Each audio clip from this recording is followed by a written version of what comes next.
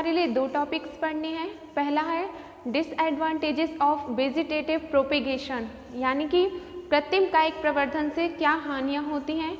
और हमारा next topic है कि अलैंगिक जनन और लैंगिक जनन, यानी कि सेक्सुअल रिप्रोडक्शन और असेक्सुअल रिप्रोडक्शन में क्या अंतर है।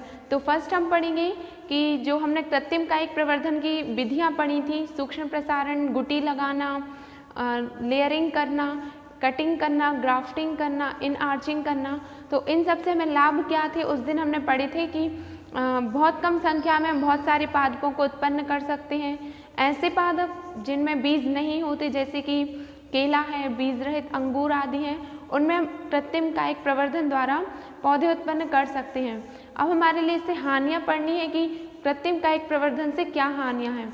तो डिसएडवांटेजेस ऑफ वेजिटेटिव प्रोपेगेशन, यानी कि इसमें क्या हानियां हैं। तो पहला तो ये है कि यदि हम जिस प्लांट को जनरेट करवा रहे हैं, जिसको हम कैलस फॉर्मेशन पे भेज रहे हैं या जिसकी हम वृद्धि करा रहे हैं, मतलब कि जिस पौधे से हम नए पौधों का निर्माण कर रहे हैं, उसमें यदि कोई रोग है और यदि हमने उसका प्रसारण कर दिया, मतलब उसको ग्रोथ करा दी कल्चर मीडियम पर और उससे बहुत सारे प्लांट जनरेट कर दिए, तो जैसे उस प्लांट में जो रोग था वही सारे प्लांट्स में रोग आ जाएगा, क्योंकि एक जन के मोनोपेरेंटल है और अलैंगिक जनन है। और दूसरा इसमें यह है कि बार बार हम जब वृद्धि कराते हैं किसी प्लांट को या एक ही प्लांट से बहुत सारे पौधे बनाते हैं, तो उसके जो गुण होते हैं उन गुणों में कहीं ना कहीं थोड़ी बहुत कमी आ जाती है, उसके गुणों में, उसकी प्रजनन क्षमता में कमी आ जाती है। तो ये हमारे डिसएडवांटेजेस ऑफ वेजिटेटिव रिप्रोडक्शन थे कि इससे क्या क्या हानियां हैं। एक तो ये कि यदि हमने रोग युक्त पौधे का प्रसारण कर दिया तो जितने भी हमें नए पौधे मिलेंगे उन सभी में वो रोग होगा। दूसरा ये है कि हम बार बार किसी प्लांट को प्रजनन करा रहे हैं, उसी से बहुत सारे प्लांट जनरेट कर रहे हैं, तो उसके जो गुण हैं उस गुणों में कमी आ जाएगी। सेकंड हमारा टॉपिक है अलैंगिक तथा लैंगिक जनन में अंतर, यानी कि difference between asexual and the sexual reproduction. तो हमारा फर्स्ट पॉइंट है इसमें कि यह एक जनकीय होता है और यह द्विजनकीय होता है। एक जनकीय का अर्थ है कि जो हमारा अलैंगिक प्रजनन होता है उसमें केवल एक ही जनक, एक ही जीव, कोई भी प्लांट है वो एक ही भाग लेगा उसमें। जैसे कि ह्यूमन है तो ह्यूमन में मेल और फीमेल दोनों इन्वॉल्व होकर जनन करते हैं, और जो हमारा लैंगिक जनन होता है इसमें ऐसा नहीं होता। इसमें एक ही जीव से नई संतति उत्पन्न होती है, इसमें क्रॉस नहीं होता। और जो हमारा लैंगिक जनन होता है, लैंगिक जनन में क्रॉस होता है और दो पेरेंट्स इन्वॉल्व होंगे, दोनों में गैमेट्स का फॉर्मेशन होगा। तो इसमें यही है कि मोनोपेरेंटल है, यानी कि एक जन के है, और ये हमारा द्विजन के यानी कि बाई पेरेंटल है। इसमें हमारे लिए सेकंड है, इसमें अर्धसूत्री विभाजन नहीं होता और इसमें अर्धसूत्री विभाजन होता है। मतलब कि जो हमारा असेक्सुअल रिप्रोडक्शन है उसमें मियोसिस की प्रोसेस नहीं होती, यानी कि अर्धसूत्री विभाजन नहीं होता। मैंने आपको प्रीवियस वीडियो में बताया था कि इसमें यदि अलैंगिक जनन से जो भी संतति बन रही है या जो भी पेरेंट्स इसमें इन्वॉल्व हो रहे हैं जिससे नई संतति बन रही है, उनमें क्या होता है, उनमें अर्धसूत्री विभाजन नहीं होता। उनकी जो कोशिकाएं होती हैं उनमें सोमेटिक यानी कि समसूत्री विभाजन होता है, जिसमें गुणसूत्रों की संख्या यदि डबल है तो डबल ही रहती है। और जो हमारा लैंगिक जनन है यानी कि सेक्सुअल रिप्रोडक्शन है, इसमें अर्धसूत्री विभाजन होता है, यानी कि इसमें यदि पेरेंट्स में 2n है, यानी कि फॉर एग्जाम्पल के लिए यदि 46 क्रोमोसोम्स हैं, यदि हमारे पेरेंट्स में क्रोमोसोम्स की संख्या 46 है, तो जो हमारी ऑफस्प्रिंग आएगी, यानी कि जो हमारा बेबी आएगा या जो भी नई संतति आएगी, उस संतति में इसकी संख्या आधी हो जाएगी, यानी 23 हो जाएगी। और जो हमारा सोमेटिक रिप्रोडक्शन होता है, यानी कि सोमेटिक विभाजन होता है, उसमें क्रोमोसोम्स की संख्या यदि हमने 46 ली है, तो जो हमारा बेबी बर्थ होगा या जो भी नई संतति बनेगी उसमें भी वो क्रोमोसोम्स की संख्या 46 ही रहेगी। तो देखा कि यहाँ पे अर्धसूत्री विभाजन नहीं हो रहा है, यानी गुणसूत्रों की संख्या आधी नहीं हो रही है। और लैंगिक जनन जो हमारा है इसमें अर्धसूत्री विभाजन हो रहा है, यानी कि इसमें गुणसूत्रों की संख्या आधी हो रही है। अब आपका एक क्वेश्चन होगा कि यदि गुणसूत्र की संख्या आधी हो रही है तो जो हमारा बेबी बर्थ होगा उसमें 46 क्रोमोसोम्स कहाँ से आएंगे। तो मैंने बताया कि 2 पेरेंटल है, 2 पेरेंट्स इन्वॉल्व हो रहे हैं, तो इसमें 23 एक पेरेंट्स से आएंगे और 23 एक पेरेंट्स से आएंगे और टोटल जो हमारी नई संतति होगी उसमें क्रोमोसोम्स 46 हो जाएंगे, क्योंकि ये 2 पेरेंट्स दे रहे हैं इसमें अपने क्रोमोसोम्स और इसमें केवल एक ही पेरेंट्स दे रहा था। अब हमारा थर्ड पॉइंट है, युग्मकों का निर्माण व संलयन नहीं होता और युग्मकों का निर्माण व संलयन होता है। तो युग्मक मैंने बताया था क्या होते हैं। मेल की बॉडी में जो युग्मक बनता है या जो गैमेट बनता है उसे हम स्पर्म बोलते हैं, और जो हमारी फीमेल की बॉडी में जो गैमेट बनता है उसे हम ओवम बोलते हैं। तो जो हमारा अलैंगिक जनन है इसमें किसी भी प्रकार के गैमेट यानी युग्मक नहीं बनते और ना ही उनका संलयन होता। संलयन का मीन्स ये हमारा एग है, ये हमारा स्पर्म है। तो जो हमारा असेक्सुअल रिप्रोडक्शन होगा इसमें इन दोनों का फ्यूज़न नहीं होगा, यानी इन दोनों का क्रॉस नहीं होगा। और जो हमारा सेक्सुअल रिप्रोडक्शन है इसमें गैमेट का फॉर्मेशन भी होगा, क्योंकि 2 पेरेंटल है तो इसमें मेल और फीमेल दोनों की बॉडी में अलग अलग गैमेट बनेंगे, एक में स्पर्म बनेगा, एक में एग बनेगा। देन जब दोनों में फ्यूज़न हो जाएगा यानी कि दोनों क्रॉस करेंगे उसके बाद ही लैंगिक जनन होता है।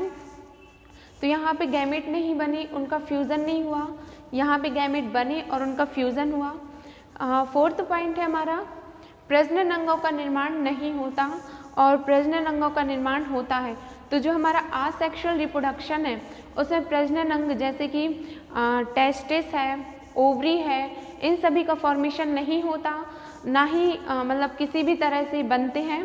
और जो हमारे सेक्सुअल रिप्रोडक्शन होता है यानी कि जो हमारा लैंगिक जनन है इसमें प्रजनन अंगों का निर्माण होता है, मतलब जो मेल की बॉडी में टेस्टिस रहेंगे वो गैमेट का फॉर्मेशन करेंगे, फीमेल की बॉडी में जो ओवरी रहेगी वो एग का फॉर्मेशन करेगी। तो इसमें प्रजनन अंग बनते हैं जिनसे जनन होता है, उन अंगों को हम प्रजनन अंग बोलते हैं। एंड द फिफ्थ पॉइंट हमारा जो है उसमें है विभिन्नताएं उत्पन्न नहीं होती, और जो हमारा सेक्सुअल रिप्रोडक्शन है इसमें विभिन्नताएं उत्पन्न होती हैं।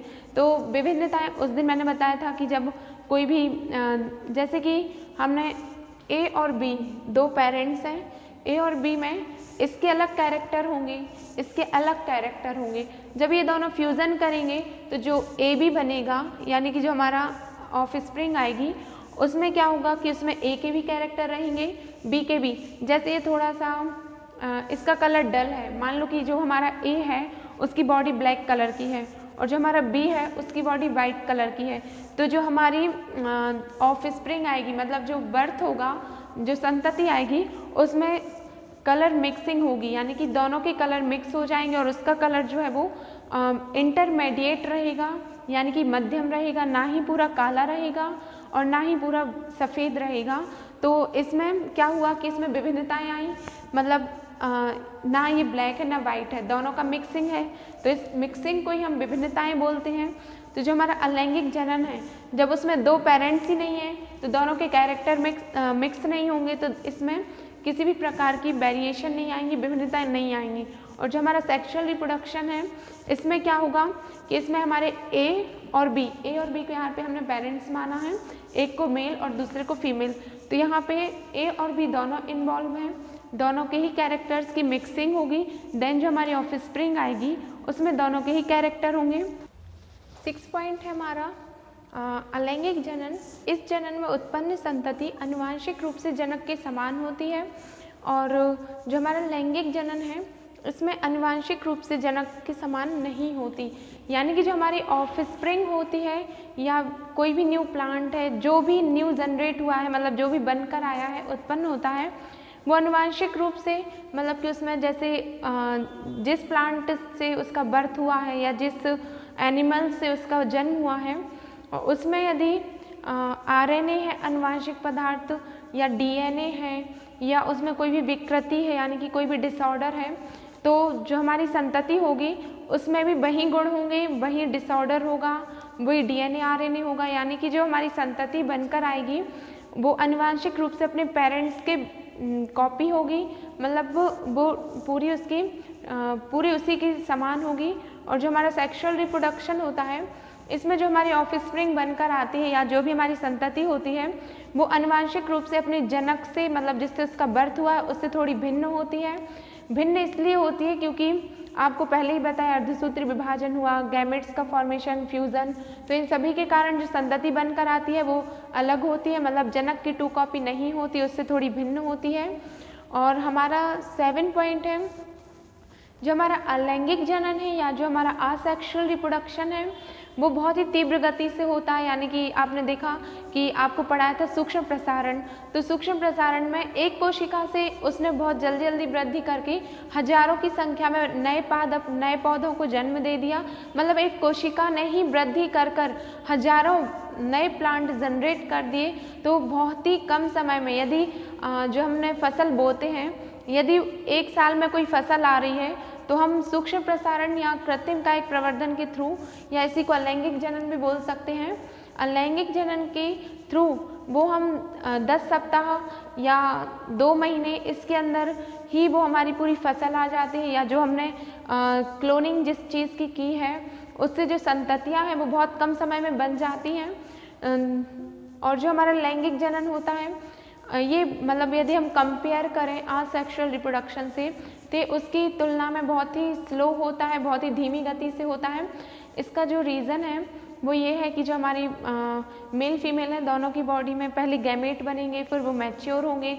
गैमेट बनने के बाद वो साइटोप्लाज्म वगैरह कंटेन करेंगे और एडेप्टेशन लाएंगे अपने अंदर, और उसके थ्रू वो जनन करेंगे, नई संतति को उत्पन्न करेंगे। तो ये जो हमारी इतनी सारी प्रोसेस होती है, उसमें लगभग 9 महीने यानी कि 282 दिन का समय लग जाता है। एक्यूरेट मुझे याद नहीं है। तो ये मतलब यदि हमने कंपेयर किया तो ये बहुत ही धीमी गति से हो रहा है, क्योंकि इसमें बहुत सारी प्रोसेस आती हैं। और जो हमारा अलैंगिक जनन होता है, इसमें बहुत ही कम प्रोसेस रहती है। हमें बस क्लोनिंग करानी है या कल्चर मीडियम पर ट्रांसप्लांट करना है या फिर कुछ भी ग्राफ्टिंग करनी, कटिंग करनी, तो बहुत ही कम समय में हो जाता है।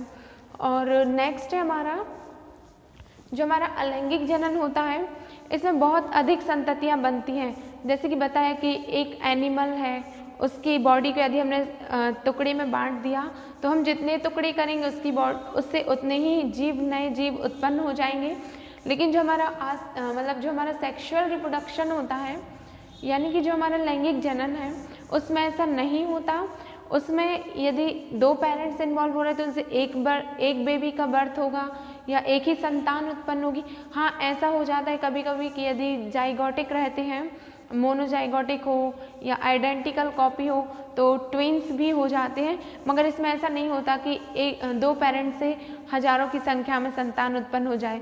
लेकिन जो हमारा अलैंगिक जनन होता है, इसमें हजारों की संख्या में किसी भी पेरेंट से या एनिमल से या कोई भी प्लांट है, उससे नए पौधे जन्म ले लेते हैं। अब इसके बाद हमें इसमें एक इम्पॉर्टेंट फैक्ट आता है कि जो हमारा अलैंगिक जनन है, उससे संबंधित एक प्रश्न होता है जो हमेशा क्वेश्चन में, मतलब एग्जामिनर जो होता है वो हमेशा ही क्वेश्चन देता है कि क्लोन क्या है, यानी कि क्लोन किसे कहते हैं।